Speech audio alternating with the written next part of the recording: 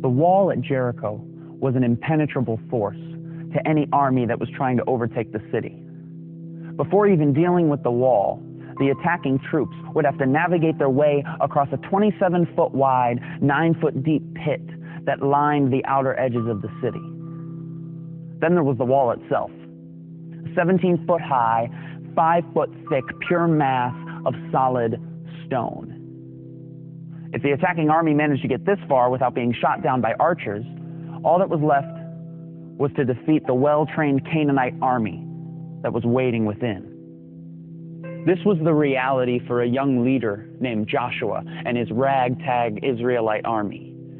These Israelites, who had seen an entire generation live and die while wandering through the desert, were tired, hungry, and facing what seemed like an impossible task, a hopeless situation. Now, I haven't lived very long, but I've lived long enough to know this, that running into walls is a part of life.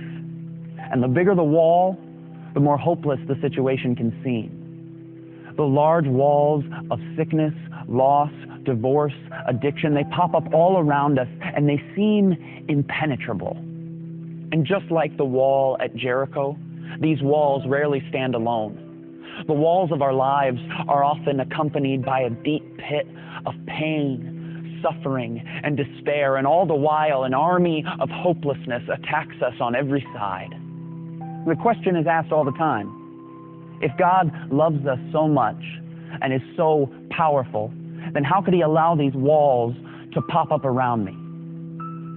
Now, I don't pretend to have the answer to any of those questions, nor do I pretend to understand just how deep or dark your suffering has been. I simply want to suggest that maybe God does his best work from seemingly hopeless situations. When I read the Bible, I read about people and characters, all who faced seemingly hopeless situations. In fact, I cannot find a single person who walked faithfully with God without first facing a hopeless situation. Adam and Eve ruined paradise by inviting sin and death into a perfect world. A hopeless case. Joseph was betrayed by his brothers for his pride and put in prison. A hopeless case. Moses was cornered on the banks of the Red Sea with the most powerful army in the world breathing down his neck. A hopeless case. Gideon was 300 against 300,000. David stood across the valley from a bloodthirsty giant. Esther was a woman trying to gain a word with a prideful king. Daniel's roommate was a lion. His friends were thrown in an oven. Jonah sucked at his job and got stuck in a whale. Peter was a coward. Paul was imprisoned. The 5,000 had no food. Lazarus was dead. Timothy was too young. Abraham was too old. The youngest son was too stupid. The walls of Jericho were too strong. And Jesus was humiliated, hung on a cross, and buried in a tomb, burying all hopes of the revolution that was hoped for thousands of years. Now, everybody was ready to close the book on these stories. The end, game over. But if there's one thing we learn from the scriptures, it's that we can never place a period where God has placed a comma.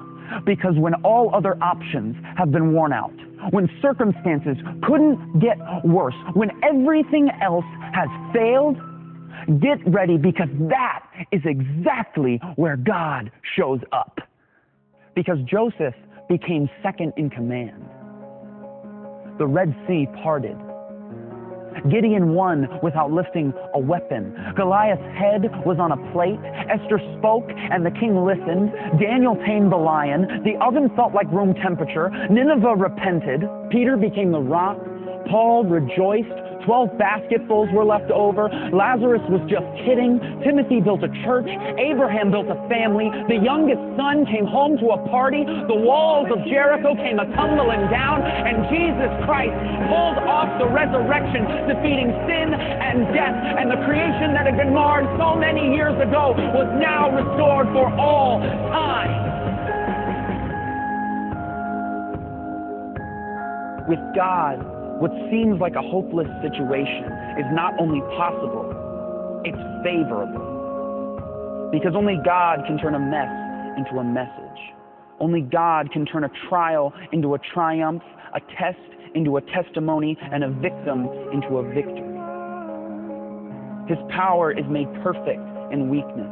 So let us rejoice in our trials and hold unswervingly to the hope we profess, because he who promised is faithful, was faithful, and will always be faithful, no matter how hopeless the situation.